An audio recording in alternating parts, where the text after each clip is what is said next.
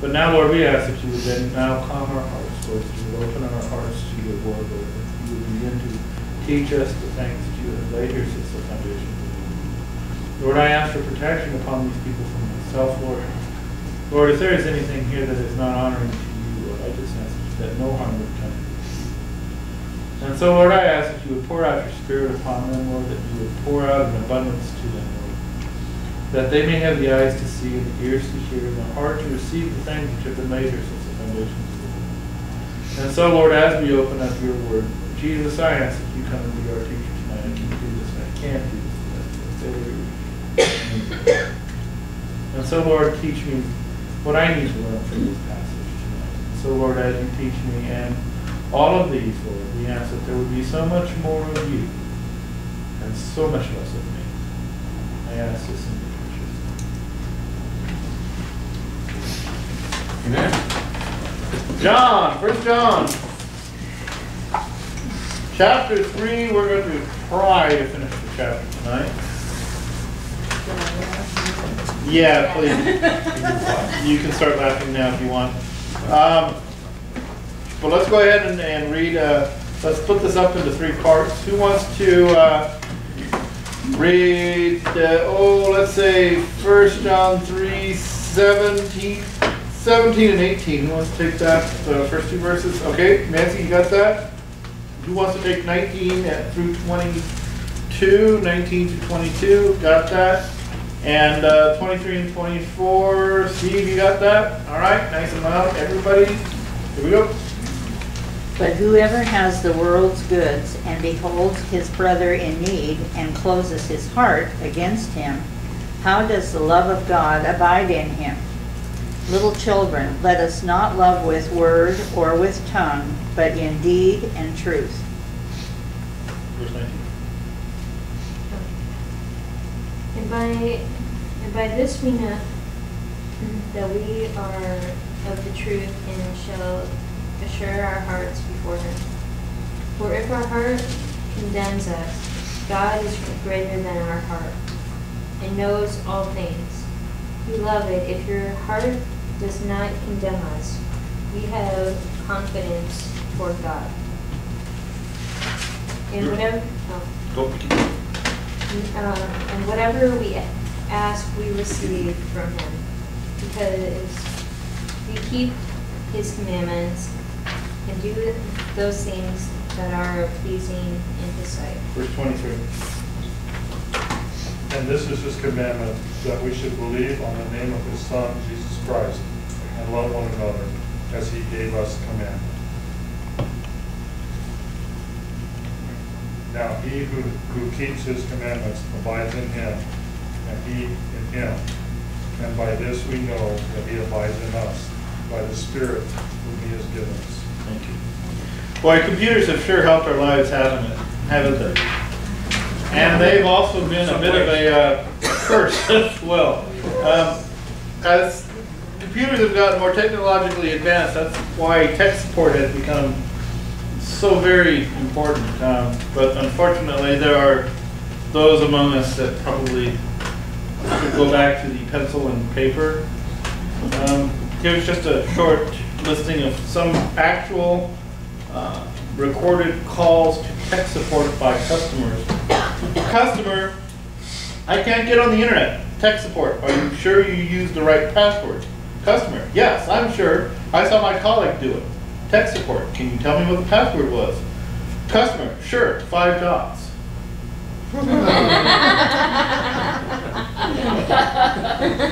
Okay. Here's another one. Customer, I have a huge problem. My friend has placed a screensaver on my computer, but every time I move the mouse, it disappears. But this is the one I like the best. Okay, and of course it's a female, I hate to tell you, a female customer. Sorry. Hi, good afternoon, this is Martha. I can't print. Every time I try, it says can't find printer. Tech support. What kind of computer do you have? Female customer. A white one with a pink strip? No, ma'am. Each time you try to print, what is on your monitor, ma'am? A teddy bear my boyfriend bought me. Ma'am, do you even have a printer? I sure do, and and I even lifted the printer up and placed it in front of the monitor, but the computer says it still can't find it. Long pause. After several audible sighs. Okay, man, let's start over. Can you click on the My Computer icon on the left of the screen? Your left or my left?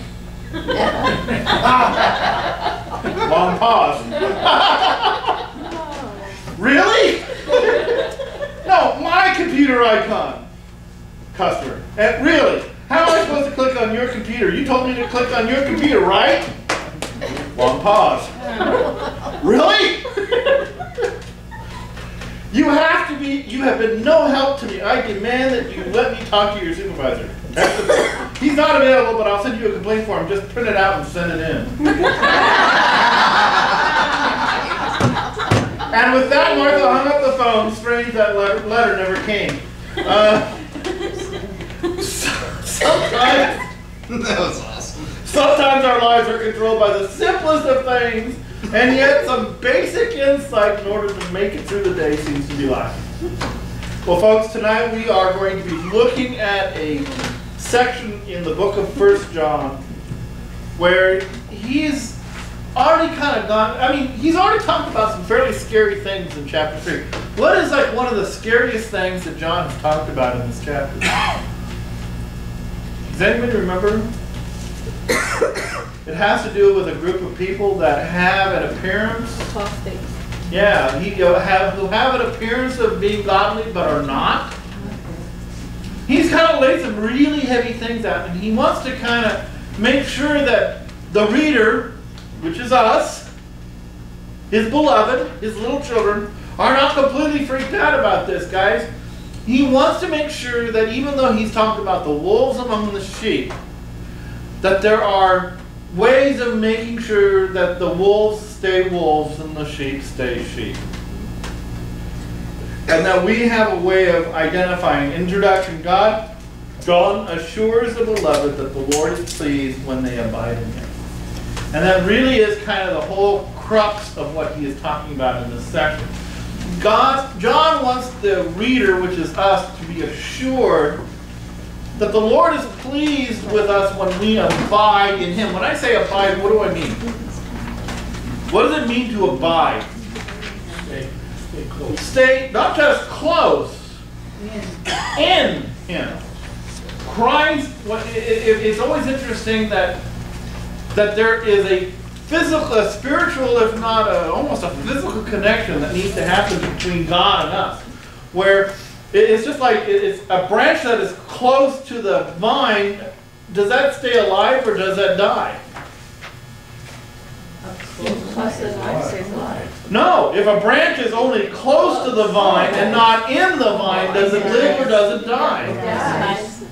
You have to be grafted into the vine. You need to have the strength of the vine in order for the branch to live and produce.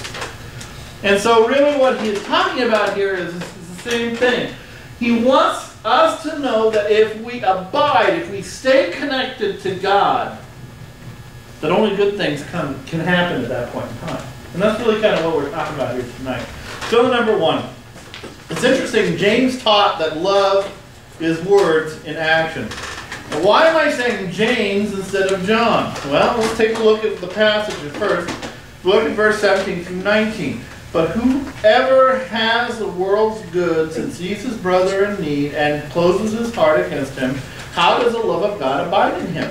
Little children, let us not love with word or with tongue, but in deed and in truth.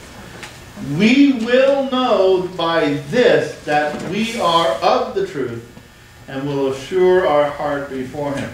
It is interesting, the reason why I said James and not John is because James said almost the same thing but with a little bit more punch to it. Hold your fingers, run over it. I need somebody to read James chapter 2. That's why I have it highlighted there in your handout. James chapter 2, 14 through 17. And we need to keep, if you have anything else, keep this passage in the back of your mind as we're studying this passage. Guys, we're going to spend a lot of time in the book of James tonight. And because this section and the book of James run parallel on a lot of these things, can I get somebody to read James chapter 2, 14 through 17. Okay, nice and loud for everybody. Please, Tina. What use is it, my brethren, if a man says he has faith, but he has no works? Can that faith save him? If a brother or sister is without clothing and in need of daily food, and one of you says to him, go in peace, be warmed and be filled, and yet you do not give them what is necessary for their body, what use is that? Even so, faith, if it has no works, is dead, being by itself. Fascinating what James says. James takes the message that John is stating here and takes it a little bit further. He is in essence saying that if your faith has no works, it's not faith. Now, it's not saying that your works are your salvation, but it is interesting that the whole book of James is the idea that if you have the faith, the natural outpouring of that faith is that you will want to do works. Good work. For the Lord. It's a natural outpouring. And that it's like a spring. If it doesn't have a source of water, it's not a spring. Right? The spring is just the visible outward pouring of what is inside the hillside. It's interesting, guys, that this is both James and John are making allusion to an analogy that Jesus spoke of in Matthew chapter 25, beginning at verse 35 and continuing. Remember, that's the section where he's talking about the sheep and the goats. Remember that? Now, mind you, that section in there talks about a period of time yet future when the nations are going to be judged. But it is interesting that both James and John take that yet future judgment and pull it into the Christian life in these passages. Because there is that passage that says, remember, the sheep and the goats, and what is the thing that divides the sheep and the goats in Matthew chapter 25? Well, yeah, but the thing is, it's interesting, both the sheep and the goats are shocked by the fact that they're both sheep and goats. What is it, the thing that Jesus says to them that shocks both the good and the evil? I was naked and you clothed me. I was thirsty, you gave me drink. I was hungry and you fed me. I was in prison and you visited me. And both say the same thing. When was it that we came and did this for you? Even the righteous go, when did we do this for you? And what was Jesus' answer to them? If you have done this unto the least of these my brethren, you did it unto me. Now, mind you, that is a picture, the brethren in that picture, and I want to make sure we understand that. The brethren in the picture is the brethren that is during the tribulation. This is a yet future thing, and the judgment is based upon the fact that the nations, how the nations treated the Jews during the tribulation is where they fall out in the sheep and the goats, okay? I want to make sure we understand that. But it is interesting that John and James go to that analogy, pull it into the Christian church, and say, look, just as Christ was making mention of that in that yet future time, it still applies to us today. Now, do we know people in the church that are needy, who are hurting? And it's interesting that if the body of Christ can't take care of its own, who is going to take care of us? Obama? Yeah. Yeah, he's going to take care of us, all right? Guys, we need to make sure that the church takes care of the church. And that's really what this whole passage in the end of 1 John is talking about. Very practical, nuts and bolts. What it means to be a Christian. And it really comes down to a question. And here's your question. Fill it in. I even added the question because it's such an important question. Is faith faith when there is no works of faith? No.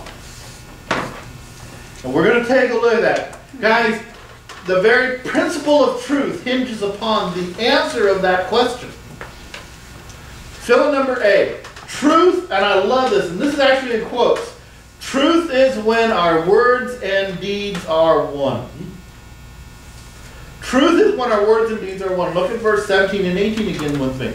But whoever has the world's goods and sees his brother in need and closes his heart against him, How does the love of God abide in him? Little children, let us not love with words or with tongue, but in deed and in truth. Actually, it's Chuck Missler. It was interesting, that passage, that quote is actually from Chuck Missler. And Chuck Missler was asked that question, what is truth? And he pondered it, and he pondered, and he prayed about it, and he prayed about it. And of course, his wife was the one who came up, his wife Nancy was the one who came up with it, you know? Seems to always work that way. I don't know why!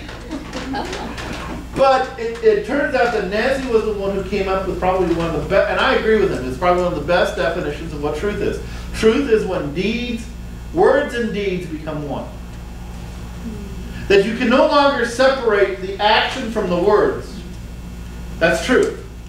And I like that, because it takes the responsibility of what we say to the responsibility of what we do and ties them together just as the Bible ties them together. I love that definition, guys. We have to understand something about this passage, and I need, Mary, please tell me what you think. Rich, you say that all the time. Yeah, that's the only one here. Yeah. I need Mary to read 1 John 3:17, but in the King James. Please read it for me. Just verse 17. But whosoever hath this world's good, and seeth his brother have need, and shutteth up his bowels of compassion from him, how dwelleth the love of God in him? I love the King James in this section. I have to say the King James nails this. It is fascinating, the idea of closing one's heart against his brother. The idea, the King James nails it. It's the shutting up of the bowels of compassion. What? Now that does not sound really fun, now does it? Nope. But I love the analogy of what he is saying. The King James says there. It is actually the closest that I've seen to what this word phrase really means. The word there is if he sees the brother in need and shuts up his bowels of compassion for him, how dwelleth the love of God in him. It is interesting, the closing of one heart, the shutting up of the bowels. The word shut up is the word kaleo, which means that it is so shut up of compassion that the thing is inaccessible to one and devoid of pity towards anyone. That's what the word kaleo means. You've shut things off so tight that nothing can penetrate. Shields on full, Mr. Sulu. It's exactly what. Spiritual shields go up and nothing can get through. This is what the thing is, and it's fascinating. It's the aorist tense, the active voice, it's the subjunctive mood. Aorist means that it's an emphasis on a particular action, a concept of a verb is considered without regard to present. In other words, it's without regard to time. It can happen in the past, it can happen in the present, happen in the future. The active voice is the doer. You are the doer. But I like the word subjunctive there because it's the mood of possibility. It's the mood of potential failure. You might be able to do it, you might not be able to do it. And it is interesting that the idea that we may shut our hearts, it's encouraging to me that we may shut our hearts, but it doesn't always necessarily have to be that way. Why? What can happen to our hearts if we allow somebody to do something about it? Do the hearts always have to remain closed? Do the shields always need to be up? No. There's a potential that those shields can fail, and failure is an option at this point. Actually, it's the preferred option. But it is interesting that he is talking about the fact that there are those who refuse to allow it, even though they may fail and eventually surrender their lives to the Lord. That choice, it's a choice that they make to keep the shields up. So on one side there's good news, on the other side it's really bad news. Because it's a willful choice that they continue to block. And then the second word, the splanankanon, which means bowels or intestines. Physically it's the heart, lungs, liver, lower intestine, nasty part.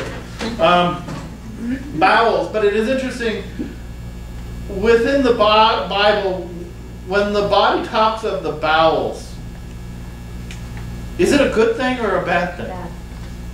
Most inward parts. The most inward parts. It is where, throughout the Bible, where the deepest emotions you have are stored. Yep. We call it the guttural reaction. You know, that feeling, it's kind of like when I first saw Terry. I'm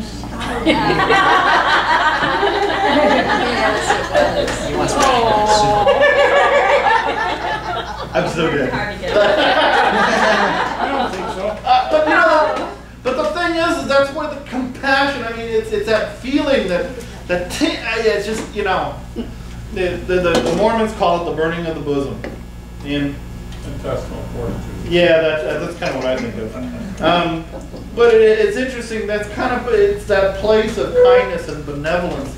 It's a place where compassion starts. And it's interesting that this picture of these people is that they are blocking off anybody from obtaining the compassion that they have within them.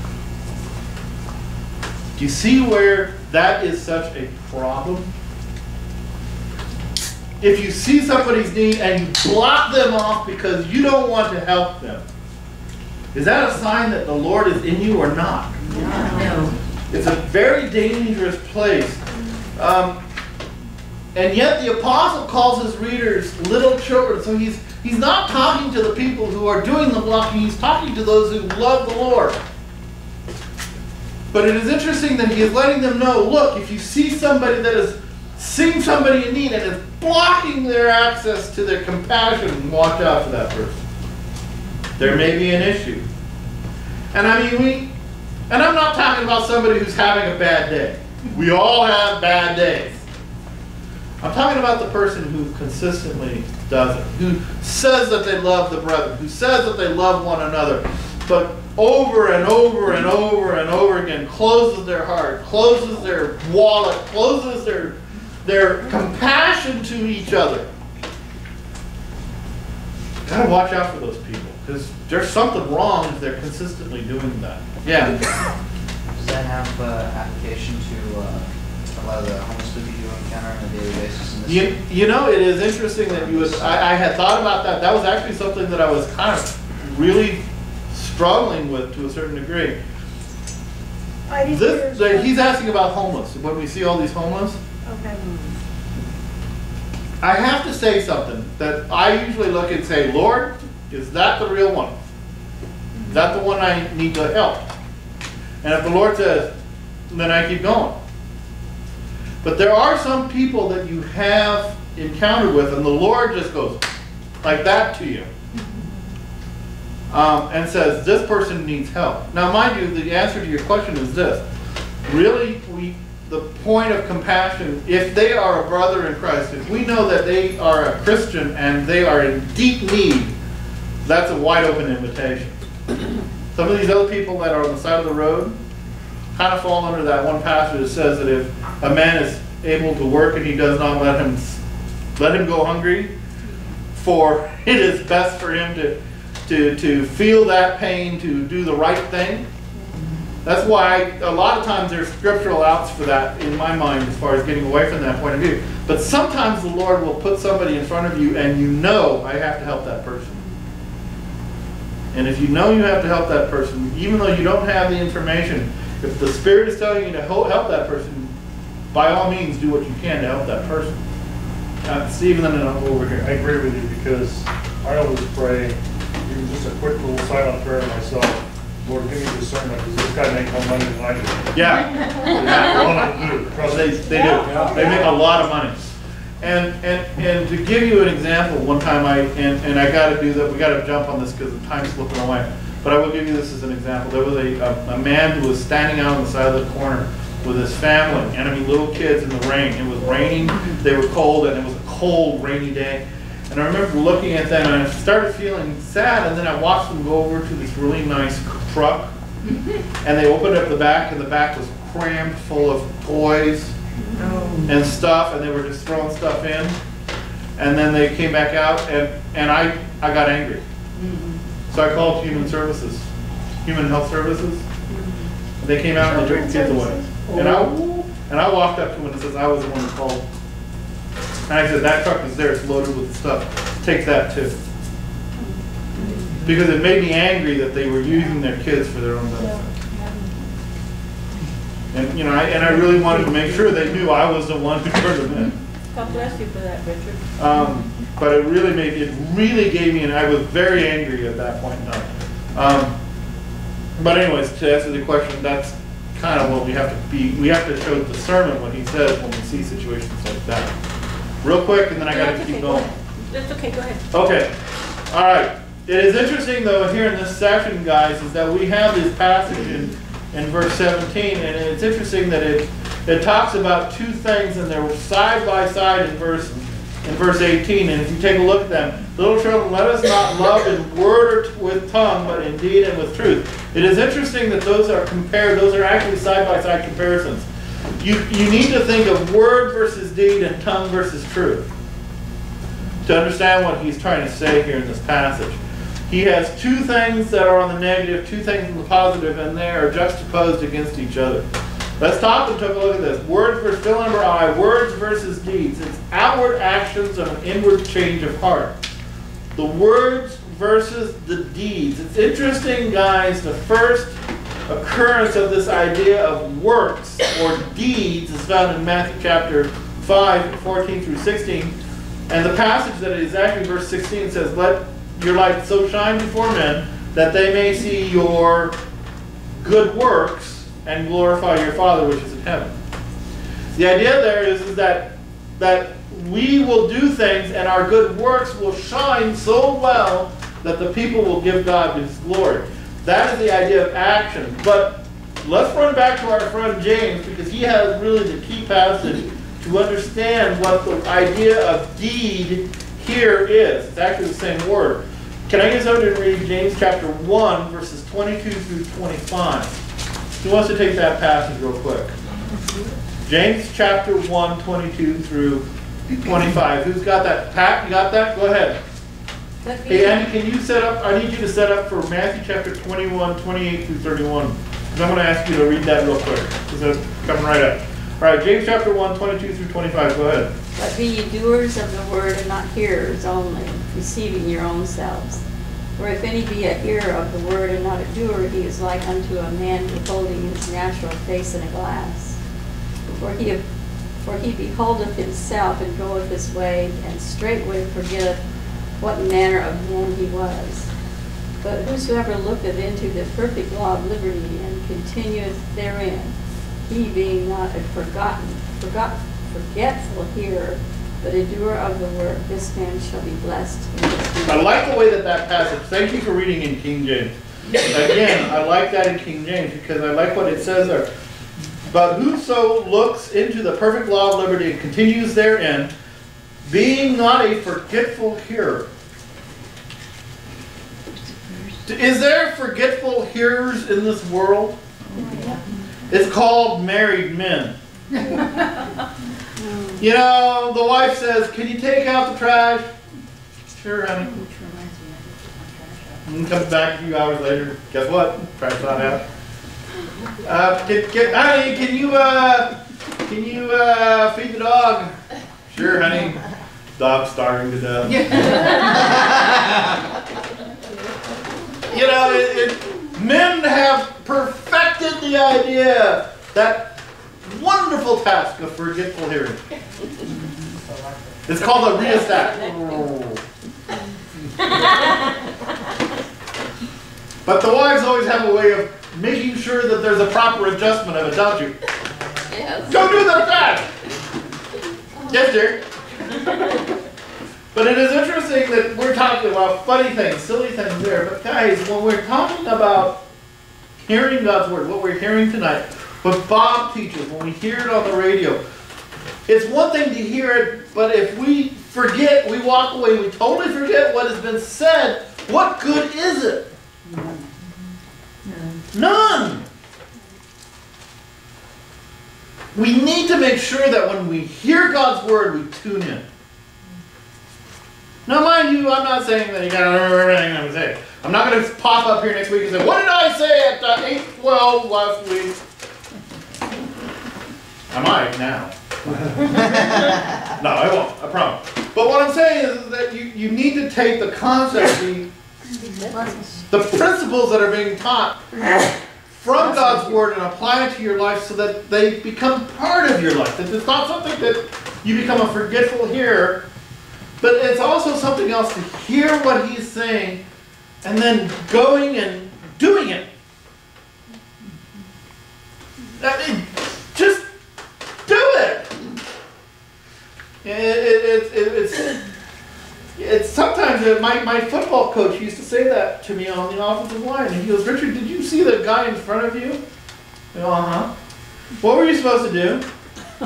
Hit him. And did you? No. Okay, what are you supposed to do? Hit him. Well, then do it! You know? when it's right in front of you, do it. The offensive tackles is usually pretty easy. It's right there, you know. But I remembered him saying, if you see the guy you're supposed to hit him. Please. But it is interesting, guys. Jesus makes this point about words and actions with regards to obedience. Jesus is the one who ties it all together and says, look, the actions and the words and the deeds have to be all tied together for this concept of obedience. Matthew chapter 21. Go ahead and read verses 28 through 31. But what do you think?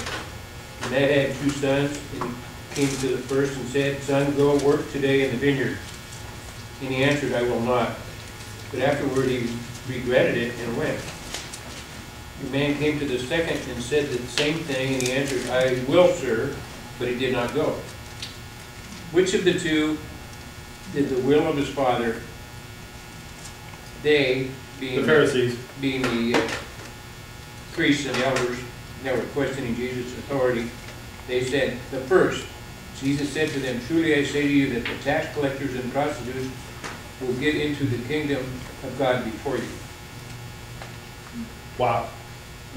It is interesting that he uses it in making sure that the public, the Pharisees and the priests and the teachers of his day understood his point. He uses this idea that there are times when our words and our deeds don't always match. But which is the one who does the will of the Father? The one who, even if he doesn't say the right words, does the right action. Jesus is basically saying, words are important, but going and doing it is so much more important. And folks, we got to take that principle and bring it into our lives. And I say this, guys, with a smile on my face. I look around this room and I see people who are doing just that. Each person, I can almost say, I can look at each one of you and I can say, I can see how God is doing that, where you're hearing and doing, and I'm so encouraged. And I just want to encourage you guys, keep doing it. Go further, ask the Lord for more. Because you know, it is interesting that the Lord will bless you as you do it. I am so encouraged by this group, that this is a group of people who want to do the will of the Lord. And I want to encourage you guys to continue to do it. And then this kind of brings us to the second point, double I, tongue versus truth. An outward expression of an inward change of ownership. It is interesting, the tongue versus the truth. Where have we heard, what is the classic all-time section that deals with the tongue? Our friend James. James chapter 3. Even so, the tongue being a little member boasteth great things. Behold, how great a manner of a little fire kindles. Boy, isn't that true. And the tongue is a fire, the whole iniquity. So the tongue among our members, that it defiles the whole body, it sets on fire the course of nature. And it is set on fire on the fires of hell. No. It can set the fires of hell on you. For every kind of beast, a bird of serpent, and the things of the sea. Serpent, interesting. Serpents even lists in there. The thing that got us all in trouble. The beasts of the birds, the serpents, and the things of the sea, they can be tamed. And have been tamed by mankind, but the tongue. Yeah. Can no man tame. It is an unruly evil full of deadly poison. Boy, ain't that the truth. It is interesting that later in that chapter, the next 2 verses, James seems to make the same distinction there in the vast difference between man's tongue and his ability to express truth. Listen to what he says in verse 9 again in James chapter 3. Therewith bless we God, even the Father, and therewith curse we men. We are made after the similitude of God. Out of the same mouth proceeds both blessings and cursings. My brethren, these things ought not so to be. Truth is a very hard thing to do, isn't it? But it is interesting, even the psalmists would say in Psalm 5:9, for there is no faithfulness in their mouth, their inward part is very wickedness, their throats are open sepulchres, they flatter with their tongue. That's human nature. Psalm 10, 4-7 says, the wicked through the pride of his countenance will not seek after God. God is not in all his thoughts. His ways are always grievous. Thy judgments are far above out of his sight, and for all of his enemies he puffeth himself up at them. He has said in his heart, I shall not be moved, for they shall never be in adversity. His mouth is full of cursings and deceit and fraud. His tongue is mischief and vanity. Tell you what, folks, if that doesn't describe the world today perfectly, I don't know what does. The heart of man always is revealed by the nature of what he says. Yeah, what is that, the part, the chapter and verse that you're quoting? Chapter, the 2 verses in the 2 Psalms. Actually, you have them on your sheet. I have Psalm chapter 5, verse 9, and 10, verses 4-7. Okay. They're on your So I sheet. circled them. His tongue reveals who owns his heart, doesn't it? It's interesting at the end of chapter 1, James chapter 1, he says this, if any man among you be religious and bridles not his tongue, but deceives his own heart, this man's religion is in vain. Pure religion, what is pure religion? He even defines it for us. Pure religion before God and the Father is this: to visit the fatherless and the widows in their affliction and to keep himself unspotted from the world. Why is it that it's pure religion to go to the widows and to the fatherless? Yeah. Because then you're walking the walk instead of talking the talk. Yeah. Exposing your heart. Huh? Exposing their heart. You're exposing your heart. Why is it pure religion to go to the widows and the fatherless? Because he told us to. Because he told us to? Let me ask you this. What do the widows and the fatherless have to give us back? Nothing. So what is my goal? What is my advantage to go serve them? In human terms. They give you back Nothing. They give you back gratitude and pure love because they have nothing to. But they have nothing to give back to me. That's fine. That's right. That's right. That's the point. What was the answer? It is interesting that Jesus says the pure religion is this: that you go to the people who have absolutely no hope of ever repaying you. Why? Because Jesus came to people who have no hope of ever repaying It's a good lesson. him. And that's why it's pure religion. Fill number B. The truth is now. The assurance is yet future. And look at verse 19. We will know by this that we are the truth, and we will assure our hearts before him. There is always that we can show. There is always those people who can show that we know the truth, and we also have those people who can tell when we don't know the truth. It's interesting, guys. There are people who seem to think they know what they're doing, but they don't. Customer called Canon help desk with a problem with the printer. Another printer problem. Let's talk on print. Are you running tech support? Are you running it under Windows? Don't get ahead of the teacher. Customer, No, my desk is next to the door, but that's a good point. The man sitting in the cubicle next to me is under the window, and his printer's working fine. Or this one. Tech support. Okay, Bob, let's press the control escape keys at the same time. That brings up the task list in the middle of the screen. Now, type the letter P to bring up the program manager.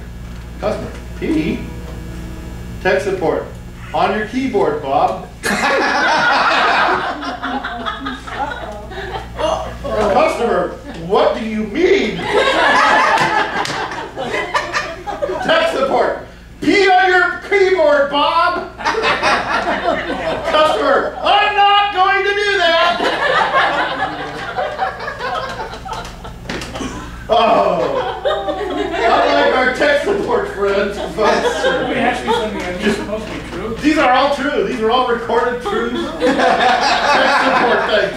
You wonder why they get gray hair fast, yeah? That's why I don't tell my customers, share your desktop with me. Yes. Unlike our tech support friends, God has provided us checkpoints for our lives in verse 18. That our love is found in deed and in truth. What are the ramifications? That we know, gnosko, that we are in the truth, aletheia. It is fascinating that the verbs here, both we know and we are in the present tense, meaning we know them right now. And then the indicative mood means a very simple statement of fact. We know right now that we are in the truth. And that's a good thing, isn't it? Isn't it nice to know that we are right now in the truth? We're going to be assured of something yet future, guys. The Greek word for assure there is pitheo, which means to persuade. It's interesting, in our passage, it actually can be better translated to tranquilize. Why? What is the purpose of tranquilization? To get through one of Richard's studies. No! What is the point of tranquilization? To relax. How many of you guys like to have tranquilization when you go to the dentist? Have you ever gone to the dentist and not had tranquilization? It hurts. Sure. Lots of time. Well, yeah, that's because they didn't hit the right nerve. And then, and you go, ah! Right. Sorry, Terry. She's got to go to Anyway, look, you know, folks, when I go to the dentist, I want to be tranquilized. I want them to just numb my whole face. You pour it in there. I don't want to drool outside of it. I don't care. Don't want to be there when you do what you got to do, okay? And the whole same concept here is the fact that, guys, that we need to be persuaded, that we need to be tranquilized. We need to know that we need to have the assurance that our heart is before Him. Why? Because of this, folks. When I get to heaven, and I get before the Bema seat, and all of you are going to be there too, do you want to have the stressful moment of like, is anything going to survive? Or do you want to stand there with a peace, knowing that you have done absolutely everything you can for the Lord? And really, that's kind of what he's kind of hinting at here in this passage, folks, that we will know by this that we are in the truth and we are assured our hearts before Him. When we are standing before Jesus at that throne, I want to be tranquilized. In a sense, in the sense of knowing that I have done what I can. I know I'm not perfect in what I've done, but my heart towards the Lord is that I want to do absolutely everything I possibly can for you, so that as I am standing before a holy God, that He will look at me and He will say those words that I so desperately want to hear from Him. Well done. Keep going. Faithful servant. Yeah, well done, thou good and faithful servant. That's what I want to hear. I want to get before the Lord, and I want to have that peace before the Lord, knowing that I have done everything that I can for the Lord, and that He will be pleased with what I've done. And I pray that that's what you guys want, that you will have that tranquilization, that you will have that perfect peace, guys.